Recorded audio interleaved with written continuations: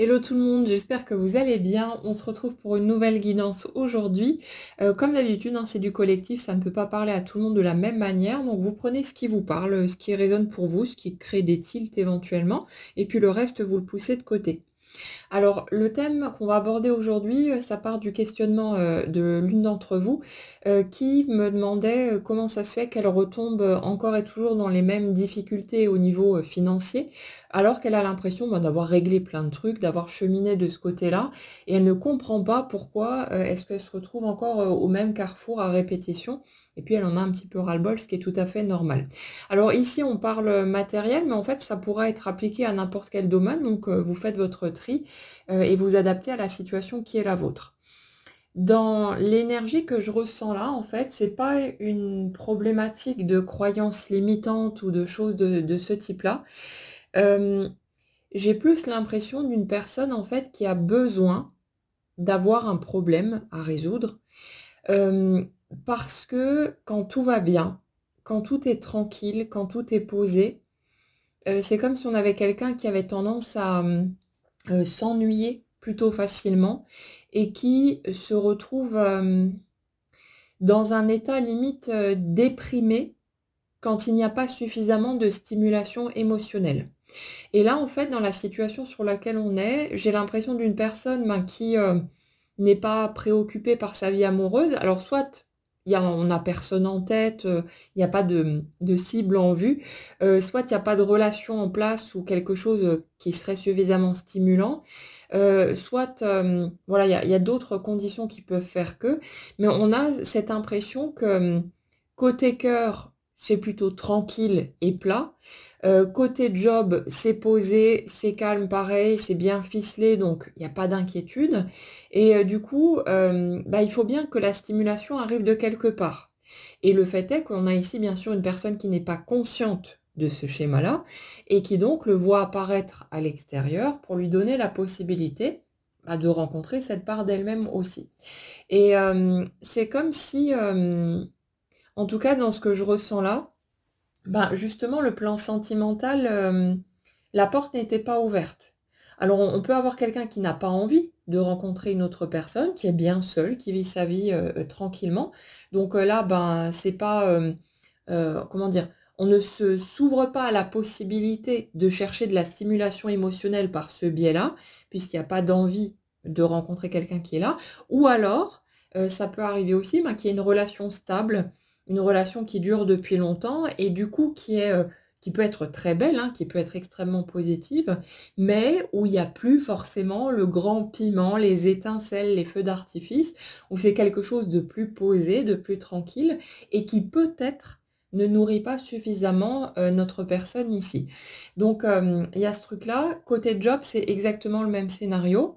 Euh, Soit on est dans une situation qui est déjà tranquille, posée, on n'envisage pas de renouveau, il n'y a pas d'envie peut-être de franchir de nouvelles étapes ou de créer un changement quelconque. Et ça fait que si on est dans une routine bien tranquille, c'est pas forcément super stimulant, même si c'est positif.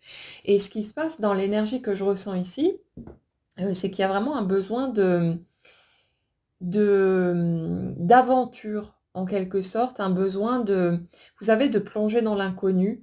Ces moments qui peuvent certes être effrayants, être stressants, mais où on peut aussi trouver vraiment cette espèce d'euphorie, d'exaltation parce que quelque chose est sur le point de se produire, on ne sait pas ce qui vient devant, de quelle manière ça va se goupiller, comme quand on fait une nouvelle rencontre et qu'on est encore dans les gros points d'interrogation, à pas savoir où ça va, ça peut être assez inconfortable, mais mine de rien, c'est super stimulant aussi au niveau émotionnel, et c'est ça qui nous amène les papillons dans le ventre et tout le bazar qui peut nous manquer après coup.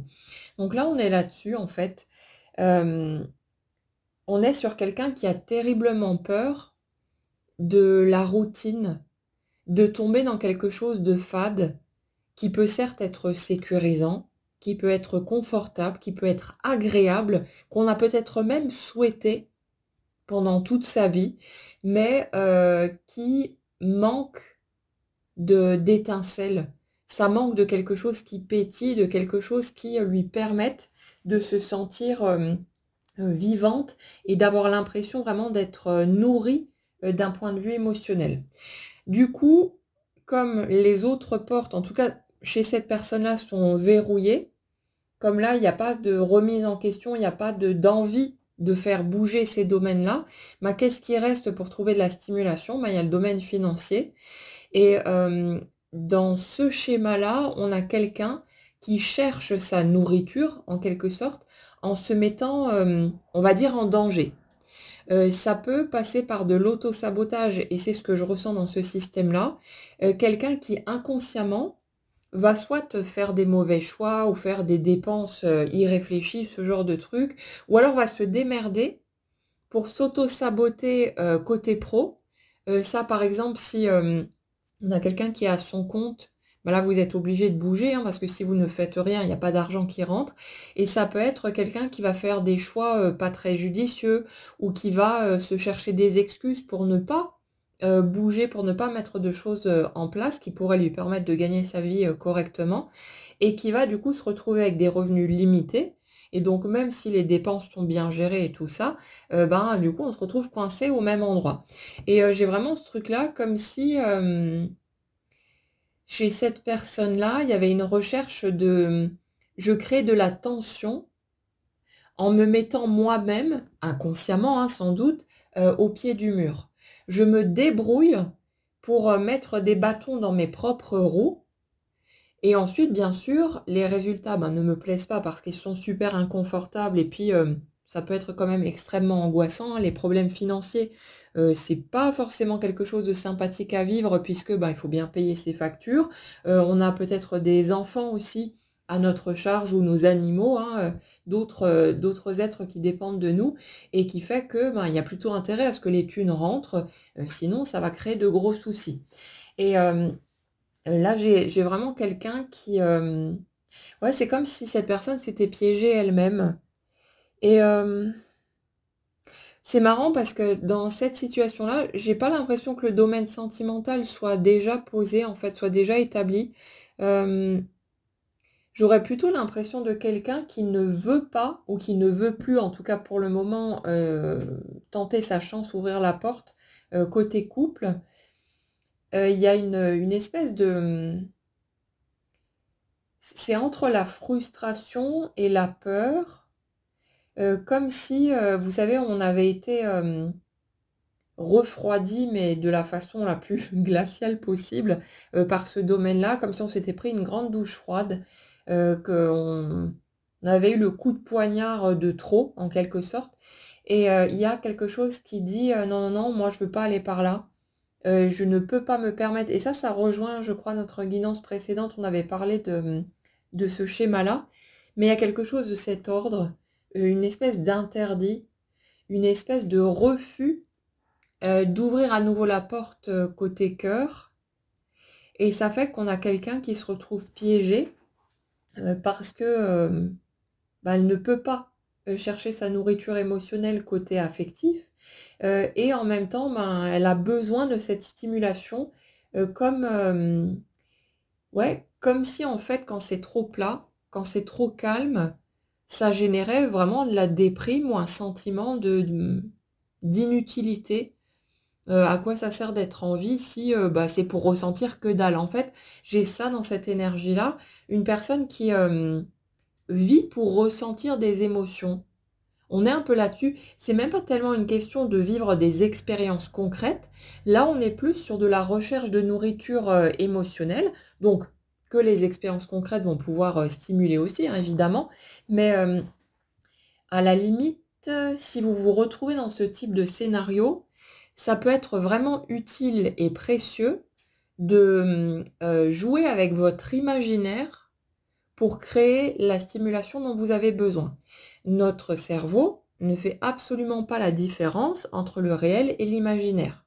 Et que vous assistiez, que vous viviez quelque chose de concret ou que vous soyez en train d'imaginer la scène, vous allez pouvoir déclencher de l'émotionnel. Et ça, je pense qu'on l'a tous déjà expérimenté quand, soit on a pensé à un truc qui nous faisait de la peine ou on repense à un souvenir. Concrètement, la situation, elle est plus là, elle est pas en train de se produire, mais le simple fait de se projeter mentalement dans cette scène génère de l'émotion. Et ça marche aussi bien dans le négatif que dans le positif.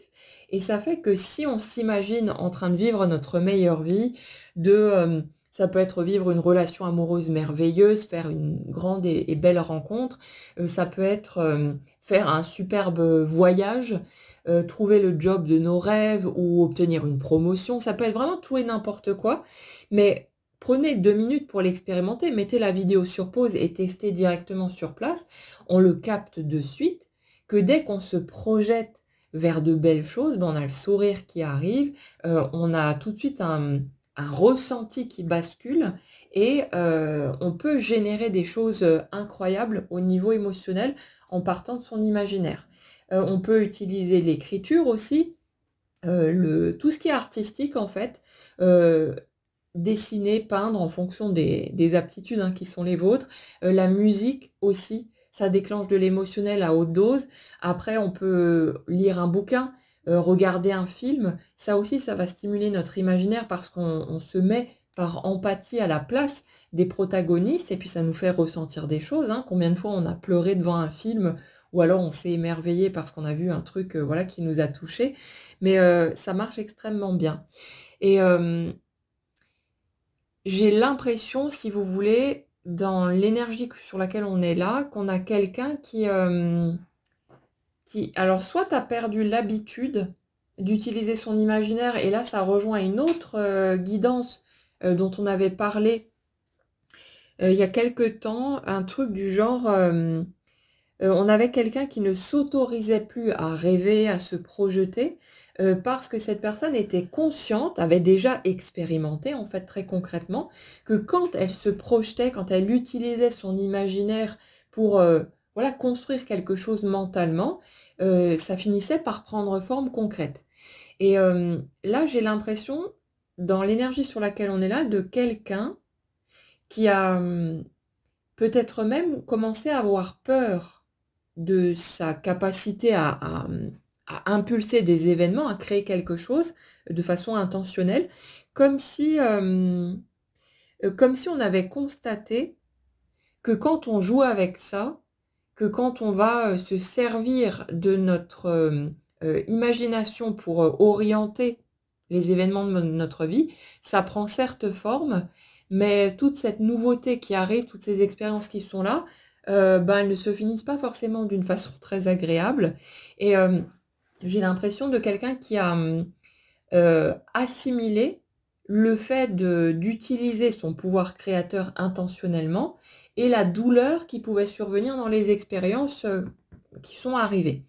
Le truc, c'est de comprendre que si on a une expérience qui arrive et que ça génère des sentiments pas forcément top pour nous, qu'on a des moments compliqués à traverser, on aurait traversé de toute façon des moments de même nature, d'une façon ou d'une autre. La situation, si vous voulez, l'émotion qui est traversée n'intervient pas parce que nous, on a actionné un levier et que ça a déclenché quelque chose qui n'aurait jamais existé ensuite, mais cette situation est arrivée parce que c'était mûr d'un point de vue énergétique. Je vous invite à regarder un truc. Pour tous ceux qui ont déjà essayé de visualiser, de faire des méditations pour essayer de provoquer quelque chose dans leur vie, vous aurez remarqué sans doute aussi que dans certaines situations, on a l'impression que, hop, on lance un truc, on lance un souhait et ça prend forme de façon plus ou moins rapide derrière. Et dans d'autres situations, dans d'autres circonstances, on a l'impression qu'on n'arrête pas de se projeter, de visualiser, on fait tous les exercices possibles et pourtant ça ne prend pas forme. C'est quand même qu'il y a quelque chose là-dedans qui, si vous voulez, qui fait la bascule. Et en fait, ce qui se passe, c'est que quand ça prend forme, c'est parce que c'est OK au niveau de l'inconscient aussi. Qu'il n'y a pas une part de nous qui dit: «Non, non, non, attends, où tu vas là? Là, moi, j'ai trop peur de ce truc-là, je me sens pas prête, j'ai pas envie peut-être de devoir expérimenter les inconvénients qui vont avec la réalisation de tels souhaits». Et là, bah, forcément, ça coince puisqu'il y a une part de nous, et peut-être la part la plus vaste, qui n'est pas d'accord avec ce que nous, on dit vouloir consciemment. Donc c'est un petit peu la bataille intérieure. Et la partie finalement qui pèse le plus lourd est celle qui l'emporte. Et dans d'autres cas de figure, bah, il n'y a pas de verrou au niveau inconscient, on est OK avec le truc et puis hop, ça coule de source et ça se fait tout seul. Mais c'est ça en fait, c'est de comprendre que, c'est comme si quand une expérience prenait forme, que vous l'ayez souhaité consciemment ou non, c'est parce que c'est mûr d'un point de vue énergétique pour aller dans cette direction. Donc finalement, quand vous avez eu le sentiment d'actionner les leviers, consciemment et que l'événement en question ne se serait pas produit si vous ne l'aviez pas fait, c'est sans doute une erreur. En tout cas d'un point de vue énergétique, c'est un non-sens, parce que, comme ça ou comme ça, cet élément serait venu. Et c'est pas parce que vous avez pris conscience de votre désir d'aller dans cette direction, que le désir n'était pas là déjà avant. Les désirs qui arrivent à l'étage de votre mental, ce sont des choses qui sont déjà présentes en vous, mais peut-être que pendant un temps, vous ne vous rendiez pas compte que vous vouliez telle ou telle chose, et après, hop, c'est venu à l'étage du conscient. Mais c'était déjà là de toute façon, et ça se serait produit même si vous n'aviez pas pensé à ça, même si vous n'aviez pas focalisé votre énergie de ce côté-là. Euh, C'était déjà présent en vous de toute façon et ça prend forme en fonction de ça, quand les feux sont ouverts et que bah, quelque part notre inconscient est open pour avancer dans telle ou telle direction. Je sais plus du tout où... Ah oui, c'était cette histoire d'avoir peur en fait de ses propres souhaits, d'avoir peur de se mettre à désirer quelque chose et que ça donne une catastrophe derrière. On retombe là-dessus. C'est j'ai envie de vivre ma vie, j'ai envie de me sentir heureuse, de m'épanouir, voilà, de profiter, de vivre des expériences. Mais je me suis sentie tellement secouée, tellement abattue par les épreuves que j'ai traversées, que je me mets à avoir peur de ce qui pourrait prendre forme si je souhaite à nouveau quelque chose et que ça me fasse replonger dans des catastrophes. Donc c'est comme si dans cette énergie-là, on avait une espèce de barrière de quelqu'un qui dit non, non, m'envoyez rien pour le moment. Le calme, c'est bien aussi. La tranquillité, bon, c'est un peu chiant, mais c'est cool aussi. Et il y a cette frilosité par rapport au fait de se remettre en mouvement et de se remettre à souhaiter, à laisser libre cours à ses envies, à ses rêves, tout simplement. Le problème là-dedans, c'est qu'on a justement une personnalité ici qui se nourrit de son émotionnel. Et dans sa façon d'être libre par le passé, de se laisser libre en fait, de laisser émerger ce qui venait, hein, on a quelqu'un qui se nourrissait énormément dans son émotionnel, en se projetant, en imaginant, voilà, en laissant son mental se faufiler comme bon lui semblait. Et c'est comme si à un moment donné, il y avait cet interdit qui s'était posé sur ces mécanismes-là, en mode non, non, attends, quand tu te projettes, les choses arrivent, les choses prennent forme, mais derrière, ça fait trop mal. Donc arrête. Arrête de rêver, arrête d'imaginer, tiens-toi tranquille, regarde ton présent, vis ce que tu as sous la main, mais arrête avec ça parce que ça a l'air comme un toboggan, comme si on se mettait à glisser et qu'on n'arrive plus à avoir le contrôle, on ne sait plus comment faire pour freiner. Et j'ai ce truc-là en dessous. Et ça fait qu'on a une personne ben, qui s'est éteinte, ou en tout cas qui s'est sentie s'éteindre d'un point de vue émotionnel, parce qu'on dirait qu'elle a arrêté tous les trucs qui la faisaient triper avant. Et notamment, ça peut passer par le biais artistique, comme dit. Euh, on, on atteint vraiment des degrés d'intensité au niveau émotionnel extrêmement puissants à travers les activités artistiques. C'est vraiment un truc de fou par moment, hein. Quand j'écrivais mes romans il y a quelques années en arrière, le nombre de fois où je me suis retrouvée mais totalement en larmes ou vraiment dans des états d'exaltation, mais un truc de malade, parce que j'étais en train d'écrire. Et c'était vraiment impressionnant et ça, on peut le vivre avec la musique, la peinture, enfin avec tout un tas de trucs. Et ça peut être vraiment une source de stimulation quand on a besoin de se sentir vivant au niveau émotionnel. Ben, si on n'est pas trop chaud d'aller expérimenter de nouvelles choses parce que, ben voilà, on a été rincé par les épreuves qu'on vient de traverser, qu'on a besoin de temps ou qu'on n'a pas envie, hein, tout simplement, d'aller vivre du concret, ben, on peut se servir de son imaginaire pour se nourrir. Et j'ai envie de vous dire, c'est tout aussi valable que ce qui est vécu dans la matière. Pourquoi est-ce que la matière serait une chose qu'il faut vivre à tout prix et qu'on n'aurait pas le droit de se contenter, qu'on en ait envie ponctuellement, que ce soit sur des périodes plus longues ou tout le temps, pourquoi pas, qu'on ait envie de se contenter de nos rêves, de nos projections, de notre imaginaire, si on se sent bien comme ça. J'ai déjà vu ça souvent, des gens qui ne ressentent pas nécessairement le besoin de retourner expérimenter dans la matière.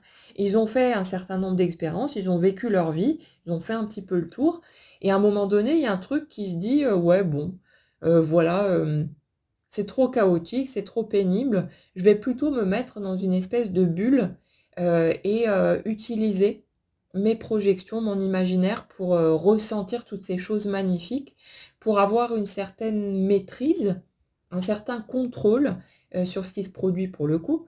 Et il y a des gens à qui ça suffit et c'est OK comme ça.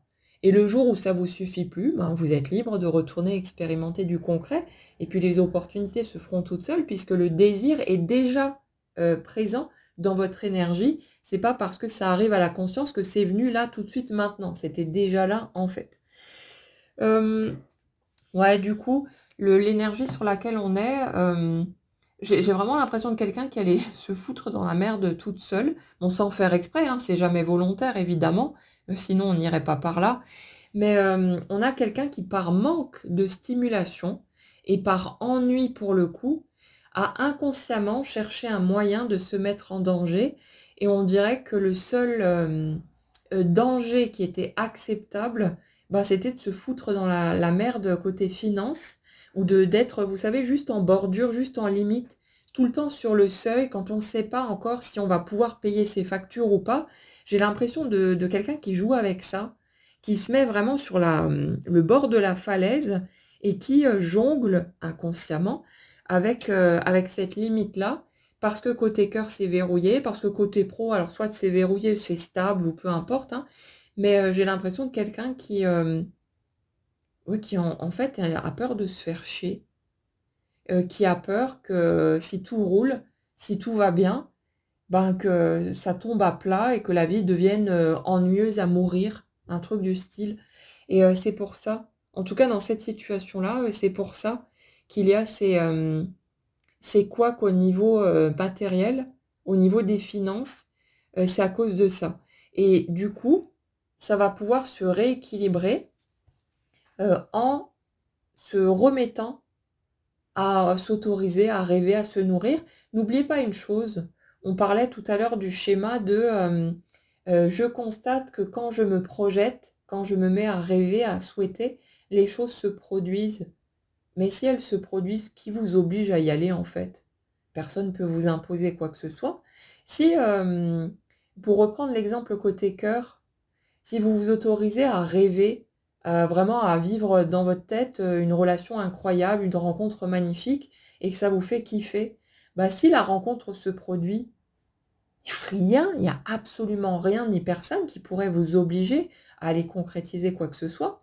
Même si vous décidez de franchir le premier pas, bah, là aussi, vous êtes libre de faire demi-tour à n'importe quel moment. C'est pas l'opportunité du siècle qui vient de débarquer sur votre route, ça part de votre énergie. Et si à un moment donné, vous dites: «Bon, ben, c'est bon, allez, j'ai envie d'y aller maintenant», ben, il y aura quelque chose qui va se présenter quand vous serez prêt et qui va vous permettre de l'expérimenter et de voir plus loin. Mais ça aussi, je l'ai déjà vu souvent, des personnes qui, quand elles rencontrent, bah, quelqu'un avec qui ça matche bien, une personne qu'elles peuvent qualifier de prince charmant ou de princesse, qui se sentent obligées de foncer à tout prix vers, une stabilisation de la relation. Comme si, on n'avait pas le droit, sans, raison, valable, en mode, «L'autre est un monstre, l'autre, me pourrit la vie ou va finir par me tuer», sans ce genre de prétexte, on dirait qu'on n'a pas le droit de juste dire: «Ben, maintenant j'ai envie d'autre chose» ou «J'ai envie de retourner à ma solitude, j'ai envie de voilà, j'ai envie de fermer cette porte». Comme s'il fallait à tout prix passer par, quelque chose d'extrêmement chaotique où on peut justifier le fait de faire ses valises et de dire: «Ben, je m'en vais». Est-ce qu'on pourrait pas peut-être juste faire les choses proprement, être honnête et se dire: «Bon, ben, là, je vois clairement que soit j'ai besoin de prendre de la distance ou j'ai juste envie d'autre chose», que ce soit avec une autre personne ou rien du tout, hein, en solo. Mais, on n'est pas obligé de faire de l'autre un monstre, de peindre tout le tableau en noir pour, pouvoir se dire: «Ah ben là, j'avais pas le choix, il fallait que je sorte de là parce que l'autre était en train de me détruire». On n'est pas obligé de passer par là, en plus de salir une relation qui peut-être a été belle. Quand, on arrive à rester vissé sur notre honnêteté intérieure et bah, forcément à accepter d'assumer, les éventuelles, remarques extérieures et puis la souffrance de l'autre aussi peut-être, hein. Ça peut se passer de façon beaucoup plus tranquille. N'oubliez pas que quand vous avez des gens qui vous jugent, qui vous pointent du doigt, qui vous disent: «Ah, tu un monstre, machin et tout, pourquoi, tu fais ça? Pourquoi tu pars alors que votre relation elle était belle et tout?» C'est votre culpabilité qui s'exprime à travers la bouche de l'autre. Alors l'autre est réellement en train de dire ce qu'il dit, mais le fait est que si vous aviez été tranquille avec votre choix et que ça avait été clair et net pour vous que, ben, vous êtes libre de faire le choix qui vous convient, que ça peut être de quitter l'autre, même si c'est une belle personne et que vous avez vécu de belles choses, vous n'auriez pas été exposé à ces personnes-là, aux langues de vipère, hein, qui passent et qui vous crachent dessus. Donc ça part de nous toujours et le fait de tout ramener à soi et de regarder d'où est-ce que ça peut partir, ces échos-là, ces miroirs, bah, ça nous permet de nous tranquilliser, de plus rester accrochés au dehors. Là, on se dit: «OK, ouais, je vois pourquoi l'autre, est en train de me dire ça». Après, on peut envoyer chier l'autre, on a le droit aussi, hein, on peut les remettre à leur place. Mais on peut aussi voir que, ouais, c'est ma culpabilité qui est en train de parler. C'est moi la première personne qui, émet ce genre de pensée à mon propre sujet et là, on peut être plus serein, plus zen, en fait, par rapport à ça et ça fait vraiment du bien. Donc, pour le cas de figure sur lequel on est aujourd'hui, là, ça part vraiment d'un manque de stimulation et d'une recherche de nourriture, comme si on avait fermé toutes les portes, toutes les sources de stimulation qui fonctionnaient par le passé, sans doute parce qu'à un moment donné, il y a eu quelque chose qui a été trop violent au niveau émotionnel et on s'est mis dans sa bulle, dans sa grotte, on a tout fermé et ça fait que, en étant en quête de cette nourriture émotionnelle dont on a tant besoin, bah, on s'est mis inconsciemment à chercher où est-ce qu'on pouvait générer des problèmes qui nous permettent de nous sentir en danger, sans aller trop loin non plus. Parce que dans le schéma que je ressens ici, j'ai vraiment l'impression de quelqu'un qui va certes avoir tendance à se mettre la tête sous l'eau, mais qui va toujours en ressortir, hein. Il y a jamais de côté vraiment je m'enfonce, de manière, irréversible en quelque sorte. C'est vraiment on dirait vraiment quelqu'un qui joue sans le vouloir, hein, mais qui joue avec cette limite, toujours pour être sur le seuil, mais d'avoir, des ressources ou de trouver les moyens de pouvoir se rattraper ensuite, se remettre à flot et puis repartir dans le danger et ainsi de suite, faire ces espèces de va-et-vient et c'est pour ça, qu'il y a ces répétitions, en tout cas dans le schéma sur lequel on est ici. Donc la clé, qui est proposée ici, c'est, d'aller chercher, sa nourriture émotionnelle par d'autres biais qui seraient plus sympathiques, plus agréables et d'arrêter de se méfier de soi.